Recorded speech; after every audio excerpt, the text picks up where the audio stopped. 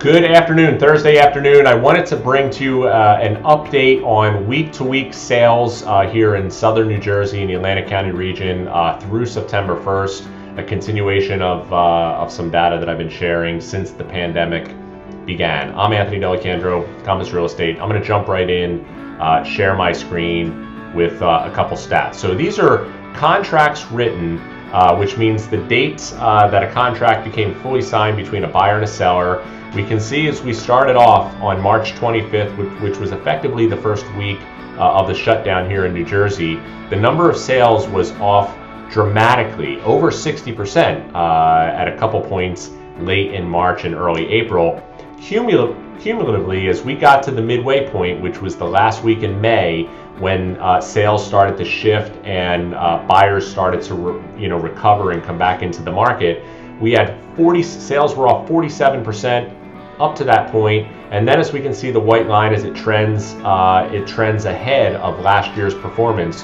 Basically from the end of May all the way through till present, the market was up 32% from then until now. Overall, effectively what we've seen is all of the sales that we lost in the first month and a half of the pandemic and the shutdown basically have been replaced. Sales are off cumulatively for that entire period through September 1st. Sales are up by 1.5%. So essentially those sales were not lost. They were simply replaced later in the summer, and the demand continues to be strong. There's another side to the story that I want to share. As I look at the second graphic, we can see listings taken, a little bit of a different story. If you're a buyer in the market right now, you are experiencing an extremely frustrating process because you're in multiple offers at most segments of the market. For a while, only entry level was highly competitive, but now that same level of competitiveness and multiple offers and highest and best bidding wars, whatever you want to call them, are experiencing well into the move-up buyer range. And in some cases even in a luxury segment. So, and a lot of that is driven by simply supply and demand. We can see that while the number of sales recovered and we've replaced all of the sales lost, we have not replaced the listings that did not come onto market early in spring like they normally do. In fact, we were off again over 50-60% in early spring, and now since then we've just kind of kept pace with listing activity during the summer of 2020, just basically kept pace with listing activity that we saw in the summer of 2019. So again, cumulatively, number of listings taken is off 26% year over year. So we're still facing a very low inventory in the markets, and a very challenged and frustrating market in some cases if you're a buyer. So now the next question is basically, where do we go from here? It's we're mid-September. The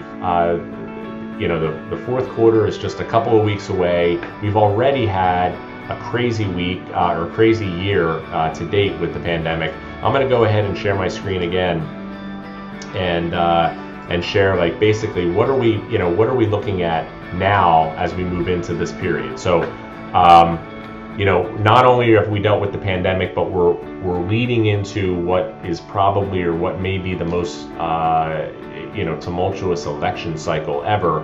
Although I don't know, I saw the Broadway show Hamilton a few weeks ago, and those were pretty crazy times too. Then guys were like dueling and such. So there's a little humor to break the tension. But presidential election cycle, what kind of an impact does that have on real estate? So BTIG, a research and analysis company, looked at home sales from 1963 through 2019 in their report titled One House, Two House, Red House, Blue House.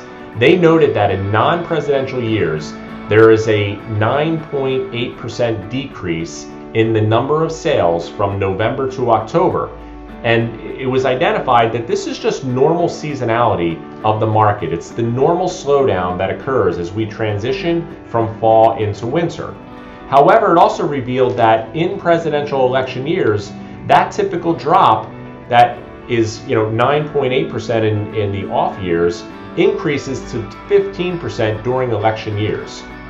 This just may indicate that potential home buyers become a little more cautious in the face of the national election uncertainty. Are those sales lost forever? So, good question. what they found was, to some degree, but not in normal overall home sales. As mentioned, consumer confidence plays a significant role in a family's desire to buy a home. However, consumer confidence impact in a housing market post-inspection, the report indicated that history suggests that a slowdown is largely concentrated in the month of November. In fact, a year after the presidential election is the best of the 4-year cycle. This suggests that the demand for new housing is not lost because of election uncertainty, rather it gets pushed into the following year.